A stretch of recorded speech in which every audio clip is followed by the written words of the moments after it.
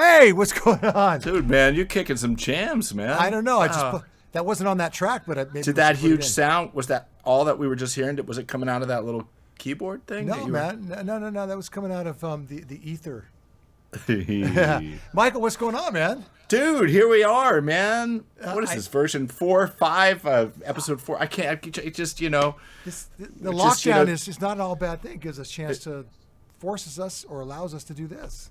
I love it, man. Yeah. I love it. You know, here we are in our studios, you know, hanging out. Yeah. Drinking some nice beers. We'll get to that in a minute.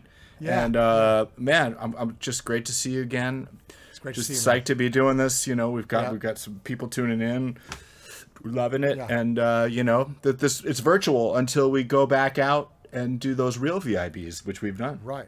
Which we do a lot. We do people tell people about how we do these real V.I.Bs from which this virtual V.I.B sprouts.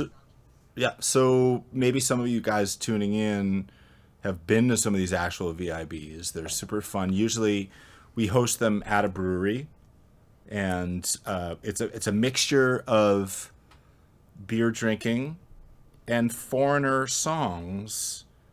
For the evening, it's the marriage of the two. It's foreigner and beer, and I feel like those two things go together pretty well, don't you? Yeah, I do, and we can do it in any city as long as we have a day off or a half a day off. Like that's what we do. We look at our schedule, we look ahead, and we see where we might have a moment to check out a local brewery in Des Moines or Indianapolis, Metazoa. Right, we've been there a couple times. For sure. Seattle, Pike Brewery. Pike's Brewing. Yep. We did that we've there. We've done dozens of these. And we've done a lot of them, and it's always fun, and it's always a good time. And we're looking forward when all this craziness is behind us. Getting back out there on the front lines. You know, and that's what inspired this because we missed doing it, and so now we're doing it virtually. And so, Michael, I usually ask you what you're drinking, but I'm just going to jump in and tell you what I'm drinking. Please do. This is amazing. The Mickler. And we've had this before. This is from Anaheim, California. It's the pale ale, right? Yeah. It's a Windy Hill, New England style pale ale. And honestly, San Diego? Where they're from? San Anaheim. Anaheim. Oh, Anaheim. Oh, cool. And I'm sorry, San Diego. My bad. I was thinking of eels. Yeah. San Diego. Yeah, you're good stuff. Point. Sorry, Mickler. San Diego. Love your product though. This is awesome. It clocks in at 7% alcohol. Nothing going to hurt you, but it'll get the job done. And it's really very tasty. There's some other New England pale ales that are a bit over the top with the sweetness and the chewiness. Right. Sure. This is fresh and exciting. What are you drinking, man? I'm a fan of that, as you know. I think we were drinking that in the last one. So I'm talking to you from downtown LA, the Arts District, and this is actually a Los Angeles beer right here. It's Golden Road Brewing. Yeah. This is a Point the Way IPA. Oh, nice. Which is a very, I would say, sessionable, meaning it's an IPA that's not. It clocks in at 5.9%, so it's not going to kill you with the alcohol, but up there, but it's really good tasting. Nice hops, nice citrus balance to it, but not crushing, not an 8%er or a 9%er that you sometimes get, but really nice. Is it cloudy or is it kind of clear? Is it in a glass yet? I'm gonna check you. I'm gonna move the. Oh yeah. Okay. Well, you can see the consistency there too. Yeah, there's some cloudiness to it. It's a bit unfiltered, and cloudy doesn't mean bad, by the way. No, not at all. Less filtered. Perhaps. Yeah, it's a solid IPA which is just a little lower on the alcohol by volume, which is so. Here's what I find interesting. That is classified as an IPA, which generally would almost always mean a higher alcohol content than just a pale ale. But this is what I'm drinking is a New England style. Oh, it is an IPA. Man, maybe I've had 2 of these instead of 1. Stay with it. So anyway, the alcohol range, once it gets into the 6 range, it becomes an IPA. But listen, we have a special guest tonight. Oh, do we? We do. And do we? The thing is, it was so special that we did one segment with him, and it was like so easy and so fun. And we just, I think it's a credit to the fact that we're such good buddies, all of us. And I honestly, today I was messing around acoustic guitar and I was looking for an open tuning, and I hit this. I started messing around. Oh, this string should go up, and I hit this tuning. I was like, oh my God, that's the tuning of Joni? Nope. And I'll tell you why this is a great segue to bring our guest on. So, do you know this song? No. Nope. No, what is it? That's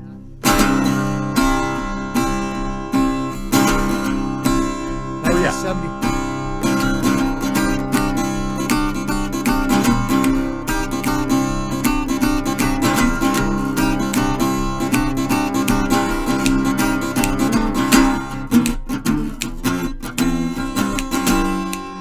That song is called that's Friends. Zeppelin. Led Zeppelin 3. Friends. Oh, come on.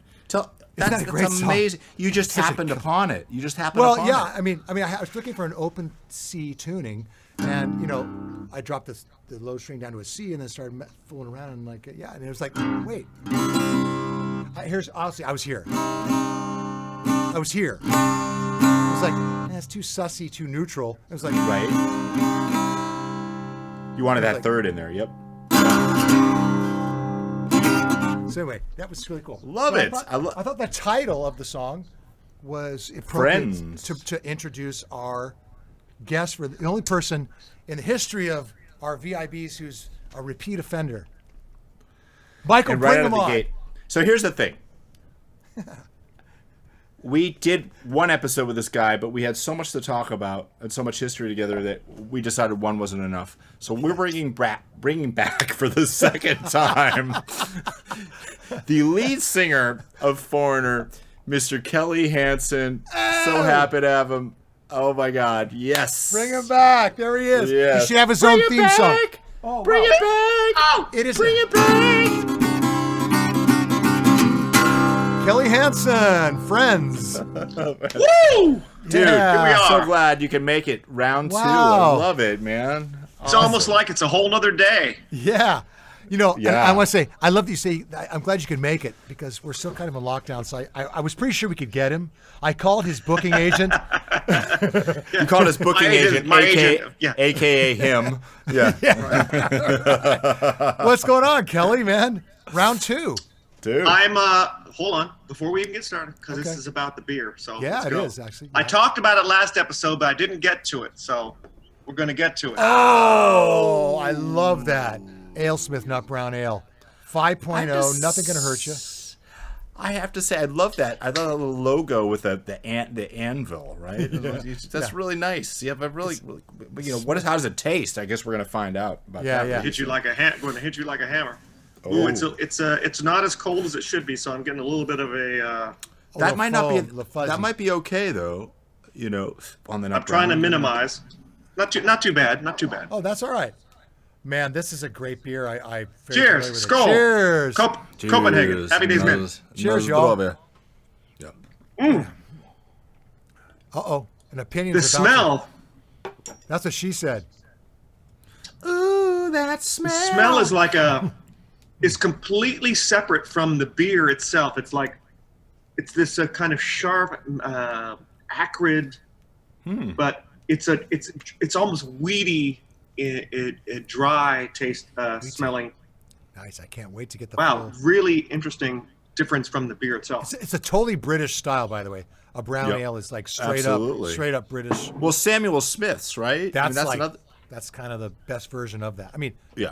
not that. Listen, I don't know if anyone's asked you guys about this, but I'm curious about this intro song that you guys have. I hear this intro to these episodes, but what's the story?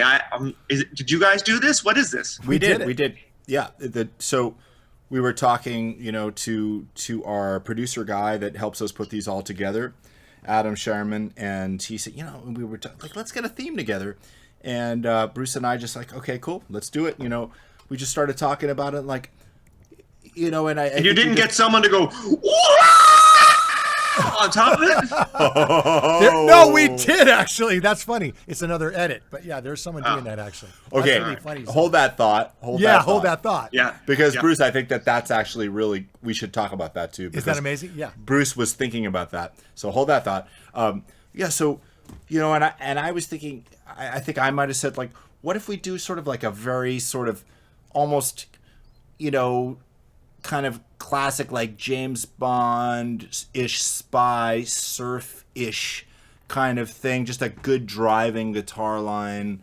I just had the piano, the keyboard up, and we were playing around with ideas, and sure enough, Bruce said, he brought out his baritone guitar, and he came up with it, and I was like, oh, that's killer, and he shot it over to me, and I put some kind of like a Vox organ, kind of classic 60s organ kind of sound over it, and we did some claps, and so it came together really quick, Bruce. But back to the reference about what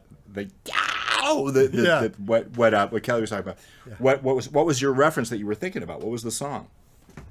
Remember? You sent it to me. Sympathy for the Devil. Oh, right. You wanted to hear these yows. Yeah. You wanted to hear this like yow. Wow. On Sympathy for the Devil at the beginning, as you know. But oddly, I didn't get a phone call. Well, see, I can't afford it. Well, you know what? The great thing is that you've played this yourself. So when this gets on a major network, you'll. And talk about holding that thought. Hey, don't count it out. Don't count it out. Don't count it out. I'm with you. Yeah. Beer is very high. So I hope to be part of the revered alumni of your V.I.B. podcast, if you will. Yeah. And along those lines, I'm hoping that along with this natural beverage, that I would at some point receive some type of swag. Tell me about your beautiful swag that you're wearing. Oh my God, Kelly, you're taking note of all of the work we've been doing. Look at that. Last couple of weeks since we have not seen you. Look at that. Very. Oh, so they're not by episode. They're just generic for the show. Great. Oh no, man. Well, we haven't quite got to the level and budget yet where we have. You can have the first season on the back. You could do that. Oh, like a tour shirt. Like a tour. That's right. Like a tour shirt. Man, of course. Thank God you're here, man. Yeah. I'm at your service. Yeah, yes. but these people can actually acquire these if they want them, and I hope that we will end up going to foreigner shows in late 2020 and see people who wearing these shirts. It's possible. They are located at the Boneyard Rock Shop, and if you go to the Boneyard Rock Shop, you enter V.I.B. I believe that's all you have to do. V.I.B. or foreigner V.I.B. I think it's just V.I.B. They will pop right up. They're available there. And I also wanted to add, for any of our fans and people that pick up the shirt, if they want to take a picture of themselves or have someone take a picture, putting it up like this, hoist it, and hoist they your beverage. Bring that to our attention, we will repost that photo of them doing this to our social medias. And they will be in foreigner V.I.B. infamy for all time. Shall they desire that? Yeah. Yes. And and it's really amazing that as much time as Kelly and Michael and I spend together, and all the guys, and we have a lot of fun together, endless fun, partying and hanging out. There's not been a lot of moments where I have seen Kelly Hansen putting it up on his shoulder, and if he did, it probably wouldn't be a beer, probably be a glass of bourbon. If it was his choice. Could be. And he usually gets his choice, but. Do you want me to find something else? Something else? I could grab a rye, very important rye. I could do that. Do that. I mean, it doesn't have because that's kind very of important bourbon. Let's keep with the V.I.B. Yeah. Right. Actually, it's under if it was very important booze, the rye would be under that umbrella. But, yeah. nice category. Well, see, why limit ourselves? Just make it booze. Yeah, totally. We want to be equal opportunity. Yeah, absolutely. Yeah. But this is just a little thing that we've come up with. Somehow it was born on the road with some buffoonery, and we're just happy to keep it going. And we've so my recollection is one day, out of the blue, we get on the tour bus, and Michael and Bruce reveal to us some of the itinerary of the previous evening, and what they say is that out of the blue, we just decided to do something in public in front of people, and out of nowhere, everyone just picked up on it like it was on fire, and They just did this in a crowd. They just did this in public, and all of a sudden the whole room was doing it. Yeah. And this is indicative of what the after show activities are for Michael and Bruce. And it's turned into a thing. And you guys can definitely say that you guys are the instigators, the innovators, the prognosticators of what would be the new vibe. And you guys are it. It's your baby. You did it. Party vibe. Well, we're hoping for a national phenomenon. You know, we're hoping that it goes. I don't want to use the V word. I don't want it to go right now, but you want to make sure it don't go bacterial. That's what you want. Vicodin? No, that's okay. That was. You know what I thought? I thought it would be really good on this second part episode to just give everybody just a sneak peek, because this is really something that people don't really understand, is that we, the three of us and all the rest of the guys, we spend a lot of our lives together on the road. A lot of our world is 7-8 months a year, and I'm talking about almost 24/7 together. We'll go to our rooms to go to sleep, but we'll wake up, we'll see each other in the breakfast in the hotel, we'll go somewhere and have lunch, we'll go to the show, we'll have the show, we'll hang out afterwards. And I spend a lot of my time with these guys. And it's something that's very hard to describe to someone who's not in the entertainment business or the touring world, what it's like to share your existence with other people and to grow close and grow fond of people. And then before you know it, it's gone into multiple years, and we're starting on second decades here. And I just have to say, I really enjoy you guys. I like hanging out with you. I love playing with you guys. You're inspiring, and I'm just happy to be able to be on this journey with you and everybody else in the band. Wow, man! Isn't that amazing? Isn't that amazing? Cheers. Well said. Just don't edit that, okay? Just do it in one segment, all right? No. Don't fuck it up, all right? Well said, man. Yeah. It's astounding, especially when we're not 20 years old, you know, like we're grown men with like. I'm close. Give or take a few decades. Mm-hmm. Yeah, that was very well said, man. We do have fun, man. We do have fun. It's just something that I just don't think everybody really experiences that. I mean, most people they go and do their job, they come home, they have their family and their friends, and we leave our families, we leave our friends, and it's just this cocoon of us. And we have to support each other, help each other. We've been through sickness, and we've been through death, and we've been through all kinds of situations with each other. You know, Michael had his health situation, and I did. And you know, we have our crew guy Ed, who's going through a situation right now, and we're toasting to Ed and saying cheers to Ed and doing well. But it's really a unique experience. It's very hard to describe, and if you're not in this kind of business, it's maybe something that you never really have a view of. But I just wanted to relate how interesting and different and unique it is, and how special it is. I would think that's interesting to fans who come to a show, and I have to imagine most of them enjoy it because it's a good show. But they probably have to wonder, like, well, these guys are vibing together. Is that just a show, you know? But I think, and there are several other bands that come to mind, I know, where the guys get along really well, and that maybe some don't. And once you know, you can see it. But I think the fact that everybody, when you come see a Foreigner show, everybody on the stage really actually genuinely likes each other. And I do believe that's part of what's attractive about when you see it. There's when it comes to you and me on stage, that's totally fake. That's totally fake. That's not real. Kelly, I'm just talking about the majority of other people, man. Listen, Kelly, for the Matt you're getting Michael paid. and I, we're like this, but you, we're cool, it's fake. but man, we're you know. like this. Yeah, but as much as you're getting paid to do this thing, man, I hope you just settle down a little bit. Woo! Go easy on me, man. No, I mean, I was just gonna say, like, we've talked multiple times. Sorry, I gotta replug in my computer. I don't want this thing to go dead on me.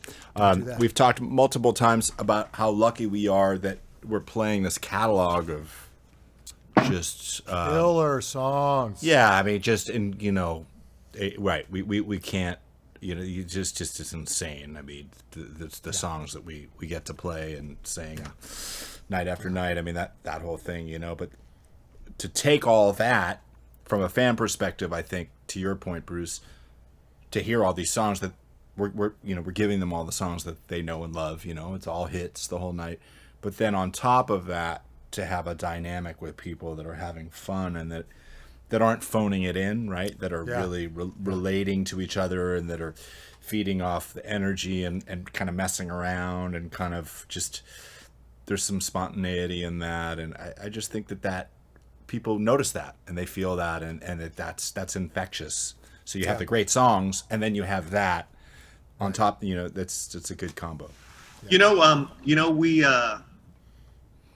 I want to let the people know out there that we're experimenting with a possibility of, due to the limitations of the facilities,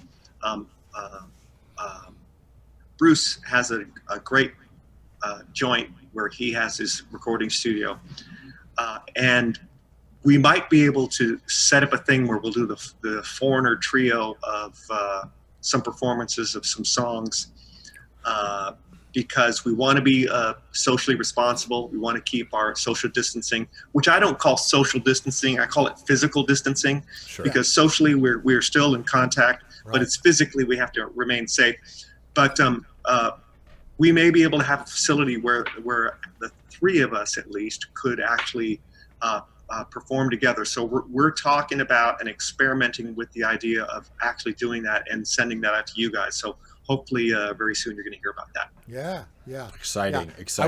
I wish I had a fourth space and a fifth space so we could have other band members, but I only have 3 spaces that would be our, exclusively where we could do that responsibly. Yeah, responsibly. But anyway, so it'll but yeah, that'll be how great will that be? Like, that'll be the real deal. A lot of people are always putting these videos together where one guy sends someone a track and they film on their iPhone. It looks like they're doing it live together and it's totally jive. Oh yeah, let's make that point really clear. Yeah. If you're watching an internet video of a bunch of people in different locations playing together in a performance where they're on multiple screens and you see them playing together, that is not live. Yeah. That has been pre-recorded and that's the way it is. To this point, it is not possible for people in different locations to play simultaneously in sync together live. That is not currently possible. Yeah. So everything that you're seeing is created in a post-production world where they put stuff together afterwards. So, but we were hoping to be able to make this performance together, and although it may not go out live, at least we'll be all playing together, and that's what the goal is.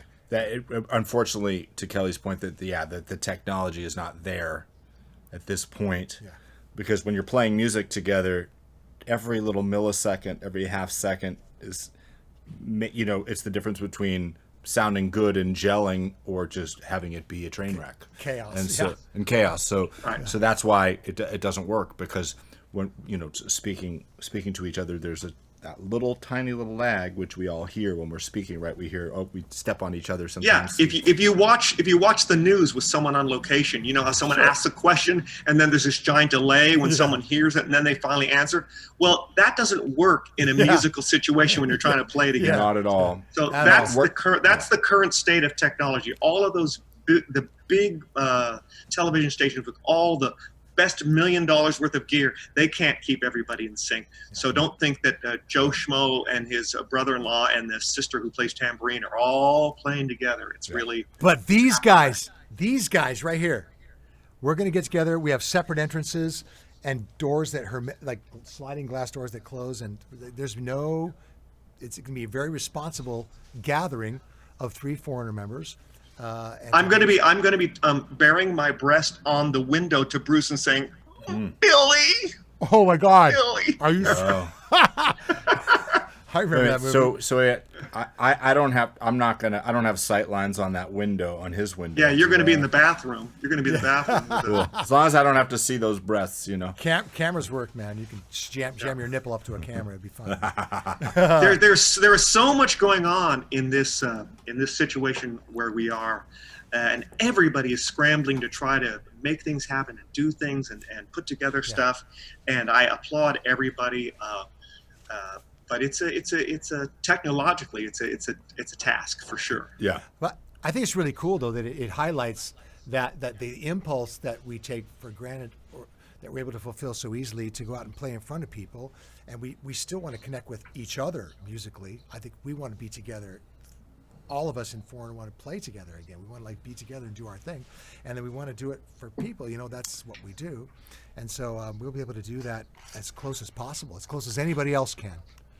And I think it really, if you think about that, it really accentuates, it really emphasizes how special that is, playing music together. Yeah. Like Kelly said, yeah, Anderson Cooper and whatever their correspondent is, they're in different places and they wait and they can make it happen, but you can't. There's no substitute for live music playing together. Like there's nothing, even with the incredible technology that we have now, all this, like the Zoom and the Facebook and, it just lightning fast internet. It's still not lightning fast, and it just there's no. I had it explained to me that that the fastest internet travels at the speed of light. And if you imagine someone in LA and someone in New York and they want to play together, not only do they have to do the speed of light from LA to New York, but every time you go through a switcher or a box that diverts the signal, even if it's fiber optic, it gets delayed. So that's in one direction. And then you have the delay of that same signal coming back the other direction. You can never be simultaneous. Yep. Well, I mean, this is all very interesting, but it's more interesting, two things: beer and motorcycles. Yes. Ooh. Okay, so are you enjoying your beer, Kelly? Because I knew you're more of a bourbon guy, but I knew. What are you scraping on what are you scraping there? Because you're making a lot of sound. I'm so glad you're asking, because you know what it is?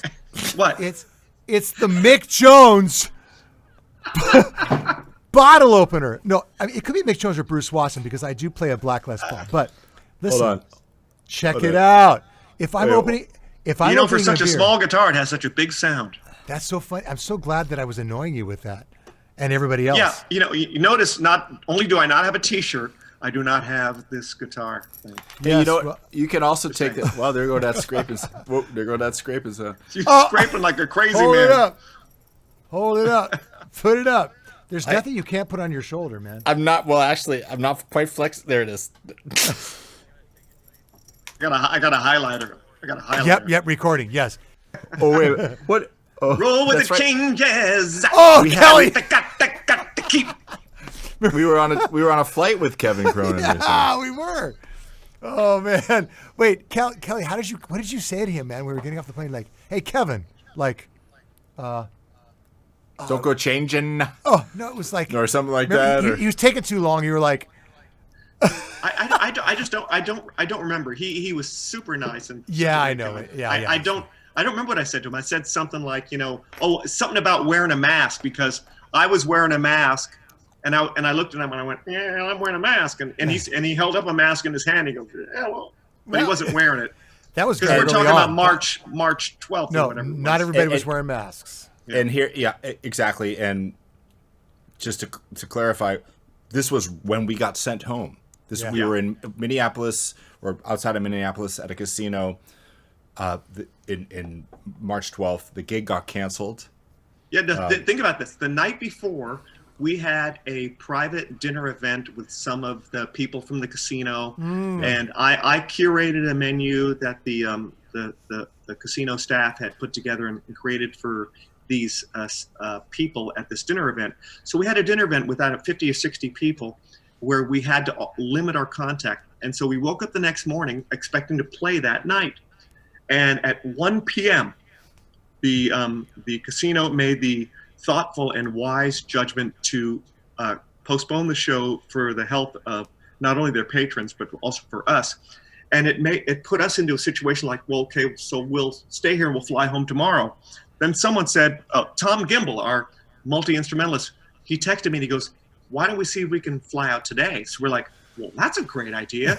so we all got our travel agent to book us all flights. So not only did we not play that night, but we all flew home that day, and all of us had to start doing the social distancing like immediately. Yeah, quite a day. And that day that we flew back, Kevin Cronin of REO Speedwagon, was also being sent home because they had their stuff that they were out in wherever, in a similar And that's area. just a couple of weeks after we were on the plane with Marie Osmond leaving that's right. Louisiana. Yeah. Right. She was sitting right next to you, right? Wasn't that? I think I saw a picture of that. So we got on the plane and she was seated already, and I sat down next to her. I go, oh, I guess they put the singers together. So we proceeded to have a conversation for the whole flight, and she was really Nice. great. Yeah, Nice. really, really great. Was she a little bit country? And I was a little Kelly's bit rock definitely and a little roll. bit. See? Wow, that was Bruce, amazing. you got there a split second before I could. Let's do like Borat. Yeah, I'm loving it. In my country. Oh my God, this is amazing. God, Kelly. There's a backdrop. Yes. I see episode 3 is coming up in the near future. I didn't know. Yeah, right. It's good. It's good. But listen, so dude, it's great to see you, man. You look great. You look healthy. And who's cutting your hair? I need to get my hair cut. No, and you don't. Yes, No, you I don't. do. You looks good, bro. Well, some of my hairs I do. Just let me just say that. Oh, okay. Listen, love, beer, and foreigner, and health and wealth too. Cheers, guys. We'll see you guys next week. I want you to absorb that good let's bacteria see. in the most healthy way. Love spending time with you guys. Thank you. As always. Thank you, Kelly Thank Hansen. you so much. Thank you, Kelly Hansen. Oh, there you go.